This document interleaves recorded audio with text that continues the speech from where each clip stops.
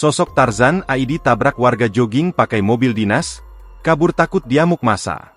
Sosok Kepala Dinas Kelautan dan Perikanan, DKP, Kota Bengkulu, jadi pelaku tabrak lari di Pantai Panjang Kota Bengkulu.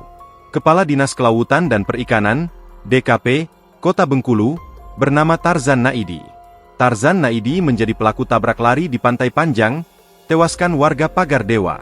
Peristiwa tabrak lari itu terjadi di Jalan Pariwisata Pantai Panjang, Bengkulu, Senin, 18 Agustus 2025, sekira pukul 6.09 waktu Indonesia Barat.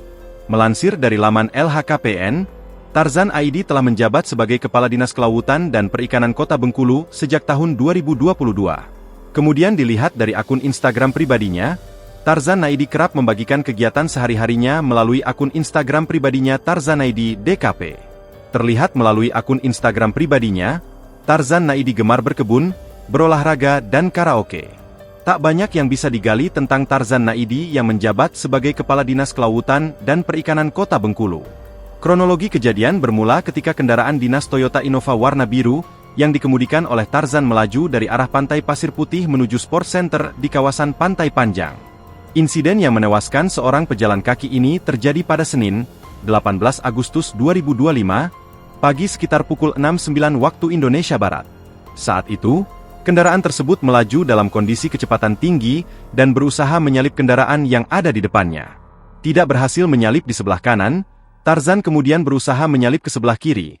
Namun sayangnya di sisi kiri jalan tersebut terdapat dua orang yang sedang jogging, yakni korban Adi dan istrinya. Karena sudah tidak bisa mengendalikan kendaraannya, pelaku pun menabrak korban yang tengah berlari.